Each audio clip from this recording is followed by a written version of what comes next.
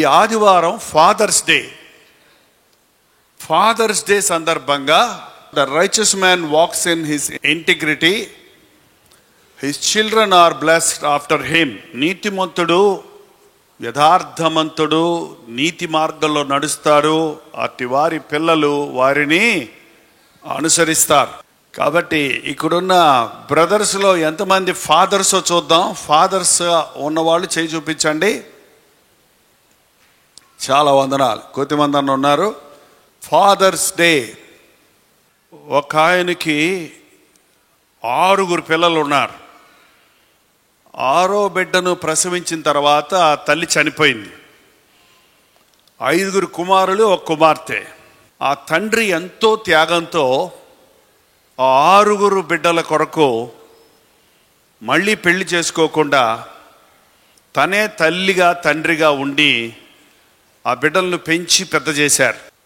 5 కుమారులు ఆ విషయాన్ని అంతగా పట్టించుకోలేదు. కానీ ఆయన కుమార్తె తన తండ్రి ప్రేమను, తండ్రి చూపించినటువంటి మాదిరిని, తండ్రి తీసుకున్న శ్రద్ధను, తండ్రి తనను పోషించిన విధానాన్ని, తమ పట్ల తండ్రికి ఉన్నటువంటి అభిమానం, ప్రేమను మరవలేకపోయింది. ఒకరోజు తన తండ్రి పుట్టినరోజు రోజున ఒక నిర్ణయం చేసుకుంది. ఇలాంటి తండ్రులు అందరికీ ఉంటే ఎంత బాగుంటుంది. కాబట్టి ఈ రోజున ఫాదర్స్ డే అని సెలబ్రేట్ చేసుకుందాం అని తను ఒక నిర్ణయం తీసుకొని కొద్దిమందితో దాన్ని జరిపించడం మొదలుపెట్టింది. అది అంచెలంచెలుగా పెరిగి ఆ దేశంలోనే ఫాదర్స్ డే గుర్తించదగిన రీతిగా ఒక ఫాదర్స్ డేగా దేశంలోనే ఒక నిర్ణయం తీసుకున్నారు. అలాగూ ఫాదర్స్ డే మొదలుపెట్టింది 1901 సంవత్సరంలో. అప్పటి నుంచి ఇతర దేశాల్లో, కొన్ని దేశాల్లో ఫాదర్స్ డే ఆచరిస్తున్నారు. ఇప్పుడు ఈ మధ్య గ్లోబ్ చిన్నదైపోయింది కదా, అందుకని మనకు కూడా విషయాలు తెలుస్తున్నాయి. కొన్ని సంవత్సరాల నుంచి మన దేశంలో కూడా ఫాదర్స్ డేని గుర్తు చేసుకుంటున్నారు. అసలు ఫాదర్ని సంవత్సరానికి ఒకసారి గుర్తు చేసుకోవాలా? మదర్ని సంవత్సరానికి ఒకసారి గుర్తు చేసుకోవాలా? బైబిల్ ఏం చెప్పింది? నీవు దీర్ఘాయుష్మంతుడు ఉన్నట్లు నీ తల్లిని తండ్రిని సన్మానం. అసలు ఇవన్నీ ఎందుకు వచ్చినాయి అంటే మనం ఫాదర్ యొక్క ప్రత్యేకతను గుర్తించడం లేదు, మదర్ యొక్క ప్రత్యేకతను గుర్తించడం లేదు, మనుషుల యొక్క విలువలను గుర్తించడం లేదు. అందుకని కనీసం ఒకరోజైనా వారి విషయమై మనం గుర్తు చేసుకుంటే వారు గుర్తుండిపోతారు అన్నది మంచిదే కదా. ఇది ఒక ఆచారంగా కానీ పండగగా కానీ కాదు. కానీ ఫాదర్గా ఒక ఫాదర్ యొక్క, తండ్రి యొక్క నియమాలేంటి, తండ్రి యొక్క బాధ్యతలేంటి అనేది మనం గుర్తు చేసుకోవాలి. తండ్రి ఇంటికి శిరస్సు. తండ్రి ప్రేమించాలి, తండ్రి పోషించాలి, తండ్రి శ్రద్ధ తీసుకోవాలి, తండ్రి నడిపించాలి, తండ్రి క్రమశిక్షణలో పెంచాలి, తండ్రి శిక్షించాలి, తండ్రి పట్టించుకోవాలి. Father must love, care, guide, provide, discipline అనేది తండ్రి బాధ్యత. కానీ ఈ రోజుల్లో చాలామంది తండ్రులు ఈ బాధ్యతలు స్వీకరించడం లేదు. వారు వదిలిపెట్టేస్తే తల్లులే తీసుకుంటున్నారు ఆ బాధ్యత కూడా. దేవుడు నిర్ణయించాడు, పురుషుడు స్త్రీకి శిరస్సు, కుటుంబానికి యజమాని. ఎవడైనా తన సొంత ఇంటి వారిని పోషించకపోతే, సంరక్షించకపోతే వాడు అవిశ్వాసి కంటే చెడ్డవాడు అని దేవుని వాక్యం చెప్తుంది.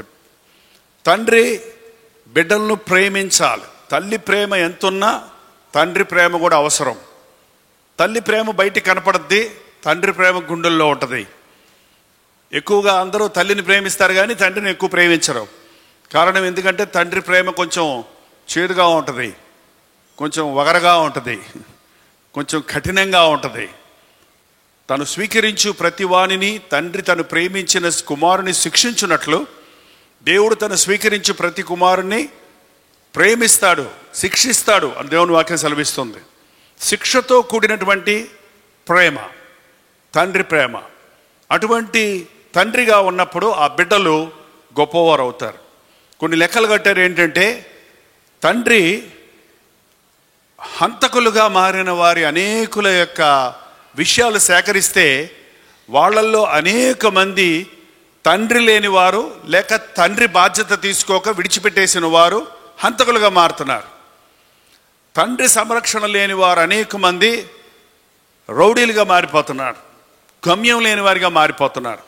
తండ్రి సంరక్షణ లేని వారిలో అనేక మంది కృంగిపోయి ఆత్మహత్యలు చేసుకుంటున్నారని లెక్కలు కట్టారు. కాబట్టి దేవుడు మనల్ని ప్రేమించి తల్లిదండ్రులకు బిడ్డలు ఇచ్చినప్పుడు తల్లి పాలిచ్చి పెంచుతుంది, తండ్రి వారి ఆహారాన్ని వారి అవసరతలు చూస్తుంది చిన్న వయసులో. కానీ తండ్రి తన బాధ్యత నెరవేర్చి ఆ బిడ్డను దేవుని దయలో దేవుని కృపలో పెంచి పెద్ద చేసి పెళ్లి చేసే వరకు ఎవరిది బాధ్యత? తండ్రిది. పెళ్లి చేశాక కాదా? పెళ్లి చేశాక కాదండి. ఫాదర్ ఏమవుతాడు? గ్రాండ్ ఫాదర్ అవుతాడండి. ఫాదర్ ఏమవుతాడు? Grandfather. నేను ఒట్టి ఫాదర్నే కాదు, గ్రాండ్ ఫాదర్ని. నా బిడ్డలను ప్రేమిస్తున్నట్టు నా బిడ్డలని నేను ప్రేమిస్తున్నా. నా బిడ్డలను పట్టించుకుంటున్నట్టు బిడ్డల్ని పట్టించుకుంటున్నా. ఎందుకంటే వాళ్ళ విషయం కూడా మనకు జవాబుదారీగా ఉంది. మన వంశం అంటాం మన దేశంలో. కాబట్టి ఈ రోజున ప్రతి తండ్రి బాధ్యత కలిగి జీవించాలి. ఇంకో బిట్ ఏంటంటే, తండ్రి పట్ల మనం ఎలా ఉండాలి, తండ్రిని మనం ఎలాగూ గౌరవించాలి. తల్లిదండ్రులు నిర్లక్ష్య పెట్టేవారు చాలామంది ఉన్నారు. తండ్రి మాట విననివాడు గూడు విడిచి తిరిగిన పక్షి లాంటోడంట. తండ్రి మాట వినాలి. తండ్రి బాధ గుర్తించాలి. నీకు ఫీజులు కట్టడానికి, నిన్ను చదివించడానికి, నిన్ను పెంచి పెద్ద చేయడానికి తండ్రి కష్టపడతాడు. తెలుసా మీకు? చెమట కారుస్తాడు, ఉద్యోగానికి వెళ్తాడు, రాత్రి మగళ్ళు ప్రయాసపడతాడు, పొద్దునుంచి సాయంత్రం దాకా ప్రయాసపడి, ఒకవేళ డబ్బున్నోళ్ళైతే కారుల్లో తిరిగి ప్రయాసపడతారు, అది వాళ్ళకి ప్రయాస ఉంది. లేకపోతే కష్టం చేసి కూలి పని చేసి రిక్షాలు దొక్కి ఆటోలు నడిపి చిన్న మేస్త్రి పని చేసి కార్పెంటర్ పని చేసి పోషించిన డబ్బులన్నీ తెచ్చి బిడ్డల కోసం ఉపయోగించి నిన్ను పెంచి పెద్ద చేస్తే చాలామంది బిడ్డలు ఈ రోజున తండ్రి కష్టాన్ని గుర్తించరు. నాన్న అన్నం తిన్నావా అని అడుగుతారా? నాకు అన్నం పెట్టు అని అడుగుతారు. ఏంటండి? మరి ముఖ్యంగా కుమారులైతే తండ్రిని, కూతురైతే నాన్న అన్నం తిన్నావా అని అడుగుతాడండి. కొడుకు అసలు అడగడంట. అడుగుతాడా? ఏమో నా కొడుకులు అడుగుతారులేండి. మేము అలా పెంచాం. నువ్వు ప్రేమనిస్తే ప్రేమ దొరుకుద్ది నీకు. నువ్వు బిడ్డల్ని ప్రేమిస్తే లవ్ బిగెట్స్ లవ్. ఆ ప్రేమ మళ్ళీ తిరిగి నీకు వస్తుంది. కాబట్టి తల్లిదండ్రులు తండ్రి బిడ్డలను ప్రేమించాలి, తండ్రిని మనం గణపరచాలి, తండ్రి చేసిన ప్రార్థనలు మనం గుర్తించాలి. లోకంలో 2 రకాల తండ్రులు ఉన్నారు. ఒకటి విశ్వాసులైన తండ్రులు, ఒకటి లోకస్తులైన తండ్రులు. లోకస్తులైన తండ్రులు బిడ్డలకి లోకరీతిగా పెంచుతారు, లోక అవసరతలు తీరుస్తారు. కానీ ఒక విశ్వాసి అయిన తండ్రి, దేవుణ్ణి ఎరిగిన తండ్రి తన బిడ్డలు దేవుణ్ణి ఎరగాలని, రక్షించబడాలని, మారుమనసు పొందాలని, బిడ్డలు దేవుని చిత్తం చేయాలని, దేవుని ప్రణాళికలు వారి పట్ల నెరవేరాలని వాళ్ళు ప్రార్థించేవారుగా ఉంటారు, వారు మాదిరిగా జీవించేవారుగా ఉంటారు. మీరు విశ్వాసులు కాకపోతే మీ బిడ్డలు అవిశ్వాసులు అవుతారు. కాబట్టి విశ్వాసిగా నీవు దేవుని మార్గంలో నడవటం ఎంతో ప్రాముఖ్యమైంది. ఇంకొకటి, మనం ఎన్ని చెప్పినా బిడ్డలు వినరేమో కానీ మనం ఏం చేస్తామో అది వాళ్ళు చేస్తారు. ఒక చిన్న వయసులో 4, 5, 7, 6 సంవత్సరాలు సమస్తం, మా నాన్న హీరో, మా నాన్నే నాకు సమస్తం, మా నాన్న లాంటి ఎవడు లేడు అని ఉప్పొంగిపోతుంటాడు.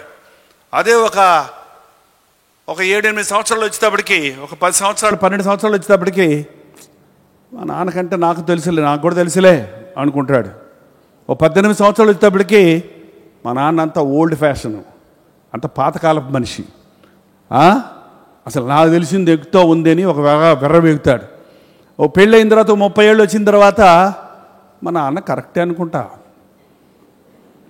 కరెక్టే మా నాన్న అనుకుంటాడు. ఒక 40 ఏళ్ళు వచ్చేటప్పటికి మా నాన్న దగ్గర అడిగి తెలుసుకోవాలి, ఈ సమస్యలు ఎలా బయటపడాలో, ఈ కుటుంబ సమస్యలు, ఈ అవసరతలు నాన్నతో మాట్లాడుకోవాలి అని ఆశపడతాడంట. అప్పటికి నాన్న ముసలుడు, నీకు 40 ఇస్తాడు, నాన్నకి ఎంత ఉంటాయి? ఆయనకు ముసలుడు అయిపోతాడు. అప్పటికి ఒక 60 ఏళ్ళు వచ్చేటప్పటికి కుమారుడికి మా నాన్న ఉంటే ఎంత బాగుండేది. ఇప్పుడు ఈయనకు 60 అయితే నాన్న ఉంటాడా? ఏంటండి, మా నాన్న 100% కరెక్ట్, మా నాన్నతో ఉంటే కనుక నాకు ఎంత బాగుండేదో అని ఆశపడతాడు. కానీ ప్రయోజనం ఏముంది? నీ తండ్రి విలువను తండ్రి ఉన్నప్పుడే తెలుసుకోవాలి. ఒక వ్యక్తి తండ్రి అయ్యే వరకు తండ్రి విలువ తెలియదంట. అర్థమైందా? అర్థం కాలేదా? ఒక యవనస్తుడికి ఎప్పుడు దాకా తండ్రి విలువ తెలీదు. అతడు తండ్రి అయిన తర్వాత తన బిడ్డతో పడే తిప్పలు చూసుకున్నాక తన తండ్రి తన కొరకు ఎన్ని తిప్పలు పడ్డాడో అనేది గుర్తు చేసుకొని తన విలువను గుర్తిస్తారు. ఈ రోజు నుండి మాకు నా ఫాదర్ ఉన్నారన్న వాళ్ళు చేయి చూపించండి. మీకు ఫాదర్లు ఉన్నారు, మీరు ఫాదర్లా? అబ్బా. మాకు సన్స్ ఉన్నారు, డాక్టర్స్ ఉన్నారు అన్న వాళ్ళు చేయి చూపించండి. అదేంటి మిగిలిన వాళ్ళు చేతులు ఎత్తలేదు? పిల్లలు లేకుండా ఫాదర్లు ఎట్టయ్యారు? ఓకే, ఈ రోజు నుంచి నువ్వు కుమారుడు అయితే నీ తండ్రిని గనపరచు, నువ్వు తండ్రి అయితే నీ కుమారుడికి అన్ని విషయాల్లో మాదిరిగా ఉండు. చిన్న ప్రార్థన. పరిశుద్ధుడా, ఈ లోకమున ఆయన నాశనమైపోవటం మేము చూస్తున్నప్పుడు బిడ్డలను పెంచే, సంరక్షించే, క్రమశిక్షణలో పెంచే తండ్రులు లేవాలని ప్రార్థిస్తున్నాము. కనీసం విశ్వాసుల సమూహములో నుండి, దేవుని మందిరములలో నుండి క్రీస్తుని ఎరుగుదునని చెప్పిన ప్రతి వ్యక్తి ఒక మంచి తండ్రిగా తమ బిడ్డలకు మాదిరిగా ఉండుటకు సహాయము చేయము. ఈ సమయంలో కూడి వచ్చిన తండ్రులను దీవించుము. ఇక్కడున్న వారి కుమారులు వారిని గణపరచుటకు సహాయం చేయము. క్రీస్తు నామమున అడుగుచున్నాము తండ్రి, ఆమేన్. బైబిల్ చెప్తుంది, నీవు దీర్ఘాయుష్మంతుడు ఉన్నట్లుగా నీ తల్లిని తండ్రిని సన్మానించు. జ్ఞానము గల కుమారుడు తండ్రిని సంతోషపెడతాడు. నీ తండ్రి శిక్షను నువ్వు తృణీకరించొద్దు. శిక్షించకుండా ఒక తండ్రి ఉన్నాడంటే అతడు మంచి తండ్రి కాదు. గద్దించకుండా, బుద్ధి చెప్పకుండా, ప్రేమిస్తున్నానని చెప్పి గారాభమే చేస్తూ ఆ బిడ్డను క్రమపరచకపోతే ఆ తండ్రి సరైన తండ్రి కాదు. తండ్రి అయిన తర్వాత నీ యొక్క జీవితం, నీ ప్రవర్తన, నీ మాటలు నీ బిడ్డల మీద చాలా ప్రభావితం అవుతాయని, నీవు ఎలా ఉంటావో నీకు తెలియకుండానే నీ ప్రభావం నీ పిల్లల మీదకి వస్తుందని గుర్తించి నీ బిడ్డలు బాగుండాలని, నా బిడ్డలు గొప్పవారు అవ్వాలని, నా బిడ్డలు దేవుని చేత దీవించబడాలని, ఆశీర్వదించబడాలని ఆశించిన వారు మొదట మీ జీవితాన్ని సరిచేసుకోవాలి. నువ్వు పెళ్లి కాకముందు ఎలా జీవించావో, నువ్వు పెళ్ళైన తర్వాత కూడా నీ కుటుంబ జీవితంలో ఎలాంటి బాధ్యత తీసుకున్నావో, కానీ ఒకసారి నీవు తండ్రి అవుతున్నావని తెలిసిన తరువాత నీ జీవితం చాలా ప్రభావితం అవుతుంది నీ ఇంటికి అంతటికి అన్నది గుర్తించాలి. తండ్రి బిడ్డలను ప్రేమించినప్పుడు శిక్షిస్తాడు, గద్దిస్తాడు. ఆ గద్దింపుకు మీరు విసుకొద్దు. ఆ గద్దింపును, ఆ శిక్షను మీరు తృణీకరించొద్దు.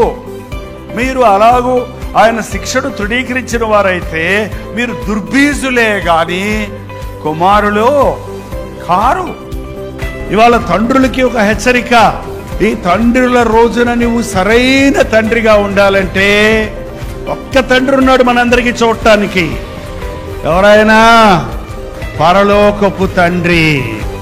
లోకంలో ఏ తండ్రిని చూసినా పర్ఫెక్ట్ తండ్రి అని చెప్పలేం, కానీ మన పరలోకపు తండ్రి పరిపూర్ణుడై ఉన్న ప్రకారం మీరును పరిపూర్ణుడై ఉండండి అని సవాలుగా చెప్పగలిగిన తండ్రి మన పరలోకపు తండ్రి. ఒక వ్యక్తి ఎలాగూ పరలోకంతో సహవాసం చేసి బ్రతకాలి, ఎలాగూ తండ్రి చిత్తం చెయ్యాలని ఆ తండ్రే కుమారుడిగా వచ్చి యేసు ప్రభువుగా వచ్చి మనకు మాదిరి చూపించాడు. యేసు ప్రభు ఒక మంచి కుమారుడిగా ఉన్నాడు, ఒక మంచి తండ్రిని చూపిస్తూ ఉన్నాడు. అందుకే బైబిల్ చదివే వాళ్ళు తమ బిడ్డలను దేవుని కృపలో, దేవుని చిత్తములో, దేవుని శిక్షలో, ప్రభు బోధలో వారిని పెంచి గొప్ప చేయగలుగుతారు. దేవుని ప్రణాళికలను నెరవేర్చగలుగుతారు.